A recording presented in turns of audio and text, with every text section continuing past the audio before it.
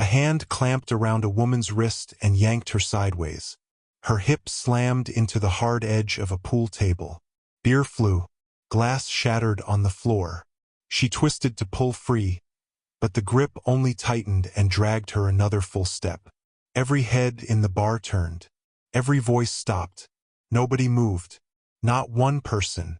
The man holding her wore a thick gold chain and a smile that said he'd done this before and walked away clean. His name was Rafa, and he ran with the cartel pushing up from the south. The woman he had by the wrist was married to a Hell's Angel. Across the room, her husband set down his glass and stood up. Slow, quiet, no rush at all. What he did in the next 48 hours left grown men afraid to say it out loud. Stay with me on this one. Let me back this up because you need to know who these people were before that hand ever moved. The bar was called the Iron Pony. A long, low building off a two-lane highway, the kind of place with gravel out front and 100 motorcycles parked in neat rows. It wasn't a club bar. That's the important part. It was neutral ground. Truckers drank there. Ranch hands drank there. And yes, men who rode with the club drank there too. For years there had been a quiet understanding. You came in, you kept your business outside, you left your trouble in the parking lot. Everybody knew the rule. Everybody followed it. Until that night. The husband. His name was Cole Mercer, but nobody called him that.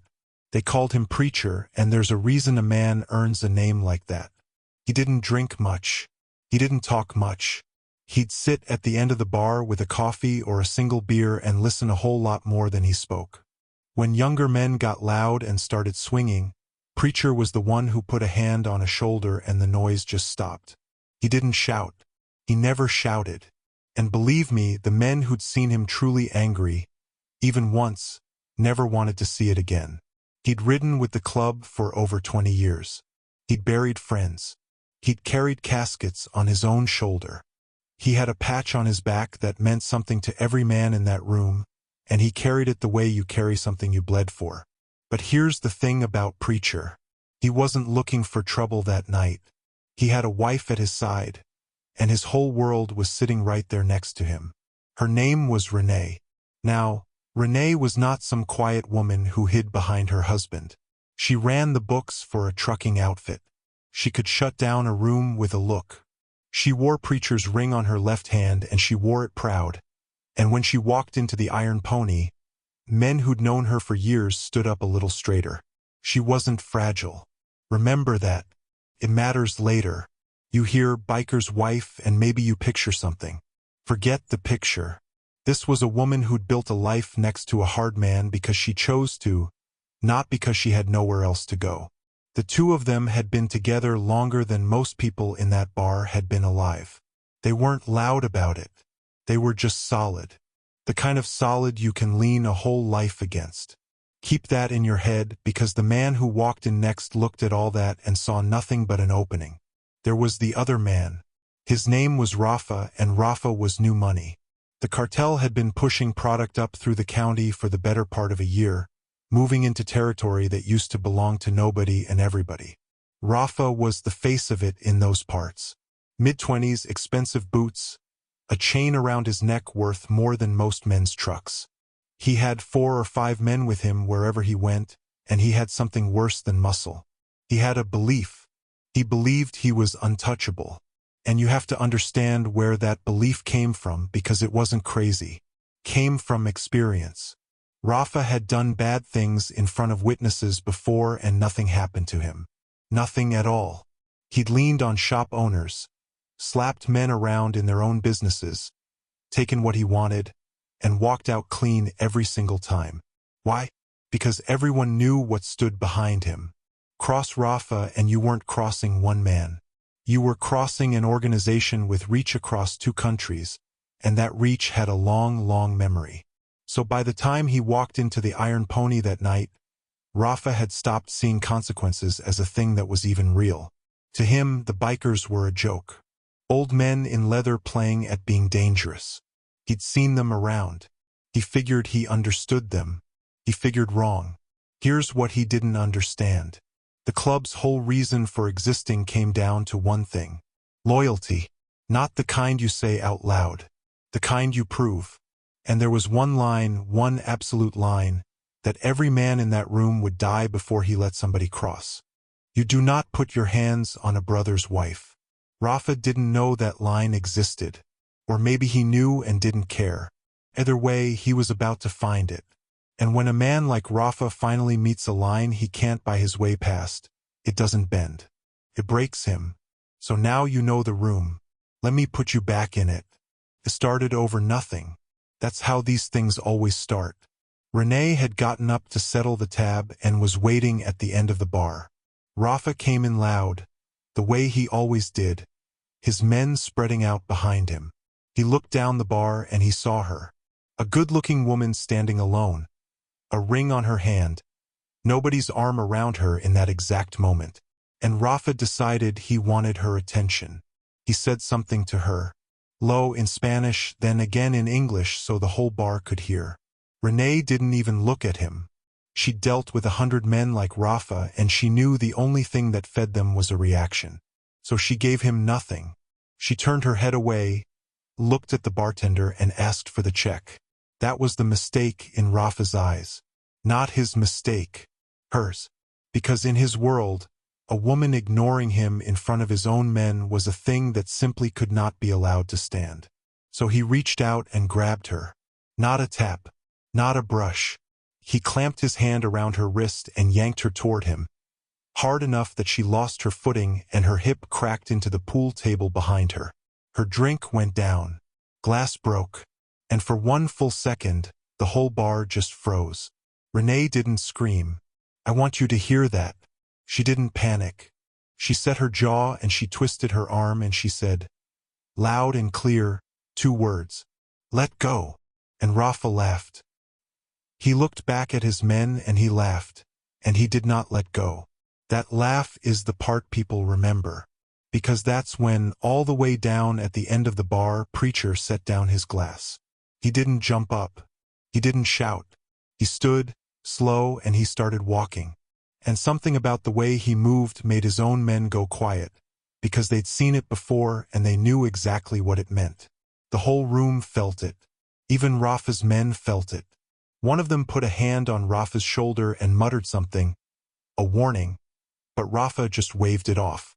Preacher crossed the floor and stopped about 3 feet away. Close enough. He didn't reach for Rafa. He didn't reach for Renee. He just looked down at the hand on his wife's wrist, then up at Rafa's face, and he said one sentence. Quiet, almost gentle. That's my wife. Take your hand off her. Now. And here's where Rafa made the choice that ended him. He had an out. Every man in that room could see the out. All he had to do was let go, throw up his hands, say something about a misunderstanding, and walk back to his table. Nobody would have chased him. The rule would have held. The night would have ended right there. Instead, Rafa looked Preacher dead in the eye, and he tightened his grip. Then he leaned in close to Renee's face and said, slow, so everyone could hear it. Maybe I keep her a while. And he smiled, and he spat on the floor at Preacher's boots. You have to understand what just happened there. It wasn't a fight starting. Rafa thought it was a fight starting, and Rafa was wrong. What just happened was a line getting crossed in front of 40 witnesses. A line that, once crossed, could never be put back. He'd grabbed her. He'd threatened to take her. He'd spat at the feet of a man whose whole life was built on the one principle that this exact thing must never, ever happen. And Preacher? Preacher just nodded. Slow. Like a man confirming something to himself. He took Renee's free hand. He looked at Rafa one more time, and he said only one word. Okay. That's all. Okay. And then he peeled Rafa's fingers off his wife's wrist, one at a time, and Rafa let him. Because some animal part of Rafa's brain finally caught up to the rest of the room and told him not to push it 1 inch further. Preacher walked Renee out. No punch. No bottle. Nothing. The door swung shut behind them. And Rafa turned to his men and burst out laughing. He thought he'd won. That's the thing I need you to sit with for a second. He genuinely believed he had just won. The old man backed down. The bikers were all talk, just like he'd always said. He bought a round. He told the story loud, acting it out, mocking the way preacher had said okay. His men laughed right along. The bar slowly went back to its noise. And life, as far as Rafa was concerned, went on. Now here's where it gets quiet. And the quiet is the scary part. For the next 2 days, nothing happened. Rafa woke up the next morning expecting maybe a phone call, maybe a problem. Nothing came. He did his rounds, collected his money, leaned on the people he leaned on. No bikers showed up. No engines outside his window. No trouble at all. By the second night, he'd stopped thinking about it completely.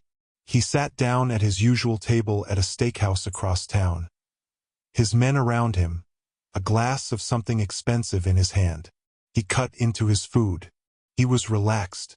He was laughing again. It was over, he figured. The old man knew better than to come at the cartel. He lifted his glass. And that, right there, is the exact moment everything he believed about himself was about to come apart. He never even got to take the drink. The front door of the steakhouse opened, and a man walked in that Rafa did not expect. Not a biker, not leather, not a beard, none of it. This man wore a pressed shirt and quiet shoes, and he walked straight to Rafa's table like he owned the floor. Rafa knew him. Everybody on his side of the business knew him. He was one of Don Salazar's men. One of the real ones. The kind who didn't carry a message unless the message mattered. And the room around Rafa changed in a way Rafa couldn't place at first. His own men. They'd gone still. They weren't looking at him. They were looking at their plates, at the door, anywhere but at his face. One of them quietly pushed his chair back and stood, and then another, and they stepped away from the table. Away from Rafa, like he had something they didn't want to catch. The man in the pressed shirt leaned down. He didn't whisper. He spoke at a normal volume, which was somehow worse because it meant he didn't care who heard. He said, "You put your hands on a woman in the Iron Pony." Rafa started to grin, started to explain, started to do the thing he always did. The man held up one finger and Rafa stopped talking. Grown men did not interrupt this man. "You know whose wife that was?" And for the first time, Rafa felt something move in his stomach. Because the way the question was asked told him the answer already. It told him that the people he worked for knew exactly whose wife it was. And it told him they were not happy. Here's what Rafa never understood, and what cost him everything. The cartel and the club were not friends. Let me be clear about that. They were not allies. But they were both in the business of moving things quietly through the same county, and quiet was the whole game. Quiet meant money. Quiet meant no police, no news cameras, no heat. Two organizations like that don't go to war over a county if they can help it, because war is loud and loud is expensive and everybody bleeds. So they kept a kind of cold peace. A line down the middle. Each side stayed on its part of the road. And Rafa, in one stupid drunk moment of ego, had grabbed the wife of a senior club member in front of 40 witnesses. He hadn't started a bar fight. He'd lit a match next to everybody's gasoline. Because the club could not let it slide. Their entire code demanded an answer and everyone on both sides knew it. Which meant if Salazar protected Rafa, the club would have to come for Rafa anyway. And then it's war. Bodies. Heat. The end of the quiet, the end of the money. For everyone. All of it. Over one man who couldn't keep his hands to himself. So Don Salazar did the math. And the math was simple. Rafa wasn't worth a war. That was the first payoff, the moment it all turned, and I want to make sure you feel the weight of it. Rafa spent that whole night thinking he'd survived because the bikers were afraid of the cartel. The truth was the exact opposite. The bikers weren't the ones deciding his fate. His own people were, and his own people had already decided he was a dead cost. The protection he thought was a wall around him had never been a wall. It was a contract. And the second he stopped being good for business, the contract was torn up. The man in the pressed shirt straightened up. He buttoned his jacket. And he said the last thing on earth Rafa wanted to hear. "You're on your own now. Whatever comes. Don't call." And then he walked out. and Rafa's own men walked out behind him. Every single one. They left him sitting alone at a table with a full plate and a full glass and a check nobody was going to pay. If you're still with me this far, do me a quick favor and tap that subscribe button. It honestly helps these stories reach more people, and I've got a lot more like this one coming. Okay, back to Rafa, alone at that table. Because being alone was only half of it. The other half walked in about 10 minutes later. Rafa was still sitting there, stabbing at his phone, calling numbers that wouldn't pick up, when the steakhouse went quiet a second time. He looked up, and standing inside the door, filling it, was Preacher. And he wasn't alone either. Behind him, out in the lot, Rafa could see them. Headlights, a long row of them, engines idling low. The club had come, all of it, and they had come for him, and now there was nobody at all, standing between Rafa and the line he'd crossed. He reached for his phone one more time. It didn't even ring. Preacher crossed the steakhouse the same way he'd crossed the bar 2 nights before. Slow, quiet, no rush at all. Rafa stood up so fast his chair went over. And he went for the thing every man like him goes for in that moment. His mouth. He started talking. Money, names, threats, promises. He told Preacher who he worked for, told him there'd be consequences, told him the cartel would bury him and everyone he loved. He threw out every single weapon he had. And Preacher just stood there and let him run out of road. When Rafa finally stopped, breathing hard, Preacher said one thing. "Nobody's coming for you, son." And he watched that sentence land. He watched Rafa understand that the man in the pressed shirt had already said the same thing, and that it was true, and that there was no number left to call and no name left to drop. The threats were empty. They'd always been empty. The power had never been his. It had only ever been lent to him, and now it was gone. And what was left standing there was just a young man who'd grabbed a woman because he thought nothing in this world could touch him. "Look at me," Preacher said. Rafa looked. "2 nights ago you put your hand on my wife. You threatened to take her. You spat at my feet in a room full of people." Preacher's voice never rose. That was the terrifying part. "And then you left. You thought that was the end of it. I let you think that. You know why?" Rafa didn't answer. "Because I wanted you to feel safe first," Preacher said. "Same way you wanted her to feel scared. Now, I'm not going to dress up what happened next, but I'm not going to drag you through every second of it either. It was not a brawl. A brawl is 2 men who both have a chance. This was not that. This was a reckoning, and a reckoning only goes one direction. It was fast. It was controlled. There was nothing wild in it, and somehow that made it worse to watch. Preacher didn't lose his temper. He didn't scream. Every motion had a purpose, and the purpose was simple. He was going to make sure that, for the rest of his life, every time Rafa looked in a mirror, he would remember the night he learned where the line was. When it was done, Rafa was on the floor of that steakhouse. Not dead. Preacher made sure of that, and that choice matters, so stay with me on it. He was hurt in the ways that heal and the ways that don't, but he was breathing. Because a dead man gets remembered as a victim. A dead man becomes a reason for war. Preacher didn't want a war, and he didn't want Rafa turned into a martyr. He wanted something far more complete than that. He wanted Rafa to live. He crouched down next to him, close, and he said the last words quiet enough that only Rafa heard them, though the whole room saw his lips move. Nobody outside that moment ever learned exactly what he said. But the men who were there will tell you that whatever it was, it took the last thing Rafa had left. Not his money, not his teeth, his belief, the thing that had made him who he was, the idea that he was untouchable. Preacher reached down into him and took that, and he left the rest. Then he stood up. He looked around the room, at the waiters frozen against the wall, at the few customers who hadn't run. He gave them a small nod, almost polite, the way you'd nod walking out of a church. And he walked back out to his brothers and the row of idling headlights, and one by one those engines pulled away into the dark, and the parking lot went quiet, and it was over. 48 hours. Start to finish. That's the part that shook people when they heard it. Not the violence. People have seen violence. It was the speed and it was the completeness. In 2 days, a man who walked the county like he owned it, a man with an organization of thousands at his back, had been reduced to a body on a restaurant floor that his own people wouldn't claim and his enemies wouldn't finish. He'd had everything, and it turned out everything he had was borrowed, and the moment he abused it, every last bit of it got called back in. And here's the thing nobody who tells this story ever forgets. Through all of it, across both nights, the most dangerous man in every room was the one who never raised his voice. Rafa was loud. Rafa's chain was loud. His men were loud. His threats were loud. And the loud man lost everything to the quiet one.